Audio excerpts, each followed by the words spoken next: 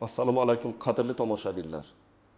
Bugun siz bilan juda muhim, eng dolzarb va ochig'ini aytish kerak, ko'pchilikni tashvishga solayotgan bir mavzu haqida gaplashamiz. Gap shundaki, pensiya tizimida keskin o'zgarishlar yuz berishi kutilmoqda. Ha, to'g'ri eshitdingiz. Pensionlar endi yangi tartibda hisoblanadi. Bu nafaqat keksa yoshdagilar, balki har bir ishlayotgan, kelajagi haqida qayg'urayotgan har bir fuqaro uchun hayotiy ahamiyatga ega bo'lgan yangilikdir. Agar siz kelajakda qanday pensiya olishingizni bilishni istasangiz, oilangiz va yaqinlaringiz taqdiri sizni qiziqtirsa, unda hoziroq videoni oxirigacha ko'rib chiqing. Chunki bu ma'lumotlar hayotingizni tubdan o'zgartirishi mumkin. Kanalimizga hoziroq obuna bo'ling va ushbu videoga like bosing. Shunda ko'proq odamlar bu muhim xabardorlikka ega bo'lishadi. Keling, kechiktirmasdan mavzuga sho'ng'iymiz. Pensiya tizimi bu har bir fuqaroning hayoti davomidagi mehnati evaziga qarayalikda tinch va farovon hayot kechirishini ta'minlovchi ijtimoiy himoya mexanizmi. Biroq vaqt o'tishi bilan tizimni yangilashga, uni zamonaviy talablarga moslashtirishga ehtiyoj tug'iladi. Eski pensiya tizimi qanday ishlardi va nima uchun uni o'zgartirish zarurati paydo bo'ldi? Avvallari pensiyalar asosan fuqaroning oxirgi 5 yillik ish staji davomidagi o'rtacha ish haqi asosida hisoblanardi. Bu esa adolatsizliklarga olib kelishi mumkin edi.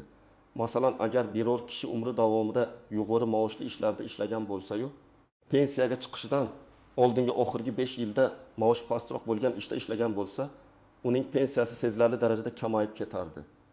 Yoki aksincha, butun mehnat faoliyati davomida o'rtacha maosh olib, pensiyaga chiqishdan oldin oxirgi 5 yilda yuqori maoshli ishga o'tgan kishining pensiyasi kutilmaganda juda yuqori bo'lishi mumkin edi. Bu holatlar tizimda ma'lum bir kamchiliklarni keltirib chiqargan.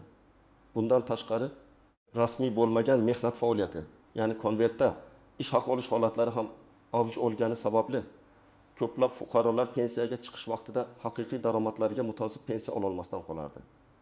Shuningdek, stajni tasdiqlash bilan bog'liq muammolar, hujjatlarning yo'qolishi yoki arxivlarda topilmasligi kabi muammolar ham dolzarb edi. Bu esa fuqarolarning haqli pensiyalarini olishlarida to'siq bo'lib, davlatning ijtimoiy adolat tamoyillariga soya solardi. Endi esa yangi tizim joriy etilmoqda. Asosiy o'zgarish shundaki, endi pensiya miqdori nafaqat so'nggi yillardagi, balki butun mehnat faoliyati davomida olingan ish haqining o'rtacha miqdori asosida hisoblanadi. Bu o'z navbatida har bir fuqaroning mehnat faoliyati davomida qilgan barcha ijtimoiy to'lovlari va daromadlari inobatga olinishini anglatadi. Ya'ni endi adolat tamoyili ustuvor bo'ladi. Chunki har bir kunlik mehnatingiz va undan olingan daromadingiz pensiyangiz miqdoriga bevosita ta'sir ko'rsatadi. Bu o'zgarishlar shaffoflikni oshirish va har bir fuqaroning haqli pensiya olishini ta'minlash maqsadida amalga oshirilmoqda. Raqamlashtirish hisobiga esa endilikda barcha ma'lumotlar elektron bazalarda saqlanib, hujjatbozlik va qog'ozbozlik sezilarli darajada kamayadi. Keling, endi bu yangi tizim haqida yanada batafsilroq gaplashaylik. Kim uchun bu o'zgarishlar muhim? Kim uchun esa unchalik tashvishlanishga hojat yo'q? Va eng asosiysi, pensiyangizni hisoblashda qanday omillar asosiy rol o'ynaydi? Birinchi navbatda shuni bilishingiz kerakki, pensiya yoshi hozircha o'zgargani yo'q. Erkaklar uchun 6 yosh, ayollar uchun 75 yosh. Biroq pensiyani hisoblash usuli tubdan o'zgardi. Endi sizning pensiyangizni aniqlashda sizning butun mehnat faoliyatingiz davomida ish beruvchingiz tomonidan siz uchun qilingan barcha ijtimoiy sug'urta badallari va ularning hajmiga e'tibor beriladi. Ya'ni eski tizimdagi kabi faqat so'nggi 5 yil emas, balki ish stajingizning har bir yili, har bir oyi va har bir kuningizdagi daromadingiz inobatga olinadi. Bu ma'lumotlar pensiya jamg'armasi va soliq idoralari bazalarida mavjud bo'lgan ma'lumotlar asosida avtomatik ravishda yig'iladi va indeksatsiyalanadi. Indeksatsiya deganda nima tushuniladi? Masalan, siz 1995 yilda olgan 5000 so'm maosh bugungi 5000 so'mdan qadrliroq bo'lgan. Indeksatsiya esa o'sha paytdagi pulning xarid qobiliyatini bugungi qiymatga olib kelish jarayonidir. Bu esa o'z navbatida o'tmishdagi mehnatingiz bugungi kun darajasida qadrlanishini ta'minlaydi. Kimlar uchun bu o'zgarishlar ayniqsa muhim? Birinchidan, pensiyaga chiqish arafasida turganlar, ya'ni 5-10 yil ichida pensiya yoshiga yetadigan fuqarolar. Agar sizning oxirgi yillarda maoshingiz pasaygan bo'lsa yoki aksincha mehnat faoliyatingizning dastlabki yillarida maoshingiz ancha yuqori bo'lgan bo'lsa, bu yangi hisoblash usuli siz uchun juda foydali bo'lishi mumkin. Keling, bir misol ko'raylik. Misol bir Ahmad aka 28 yoshda 20 yillik ish stajiga ega. Uning mehnat faoliyati 1993 yilda boshlangan. 1993 yildan 2010 yilgacha u davlat korxonasida muhandis bo'lib ishlagan va o'sha davr uchun nisbatan yuqori. Masalan, oyga 200 ming so'mdan 500 ming so'mgacha maosh olgan.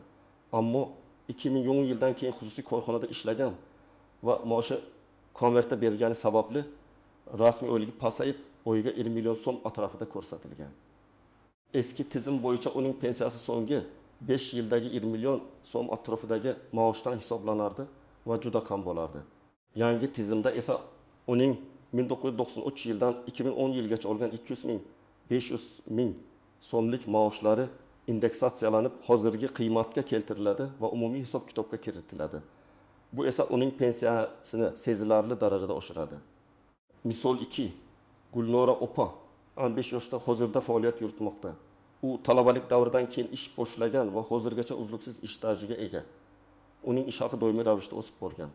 Eski tizimda uning pensiyasi faqat pensiyaga chiqishidan oldingi so'nggi 5 yildagi yuqori maoshiga asoslangan bo'lardi. Yangi tizimda esa butun 20 yillik va undan ortiq mehnat faoliyatidagi har bir oylik maoshi inobatga olinib, uning pensiya kapitali sharhlanadi. Bu Gulnora opaning pensiyasi adolatli bo'lishini va kelajakda yuqori pensiya olishini ta'minlaydi. Kimlar tashvishlanmasligi mumkin?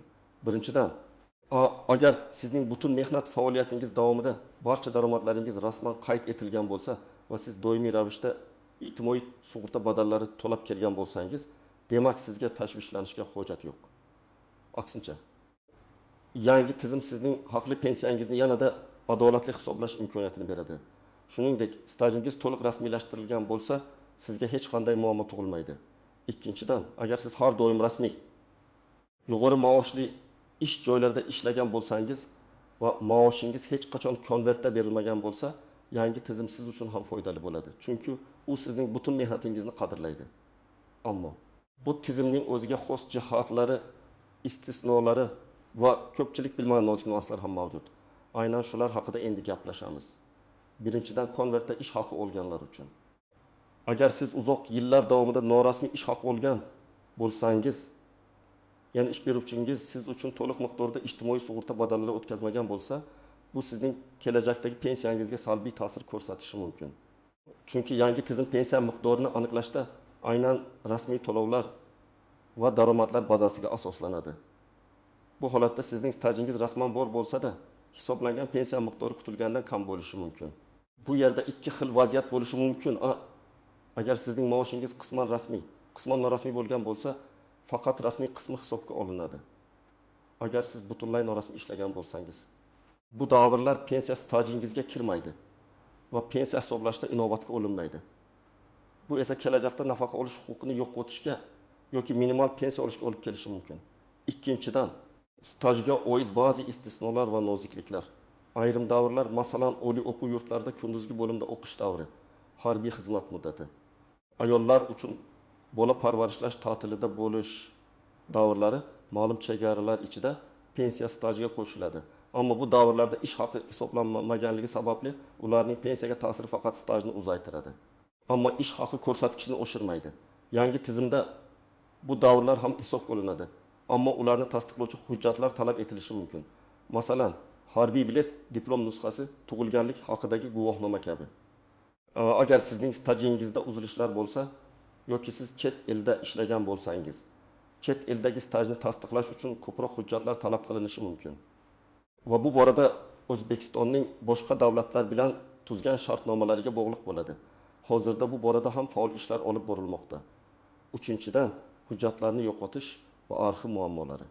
Ko'plab fuqarolar o'z mehnat daftarchalarini yo'qotgan yoki ayrim tashkilotlar tugatilib, ularning arxivlari saqlanmagan holatlar mavjud. Avvallari bu jiddiy muammo edi, chunki stajni tiklash juda qiyin kechardi. Yangi raqamlashtirilgan tizimda bu muammoga qisman yechim topilmoqda.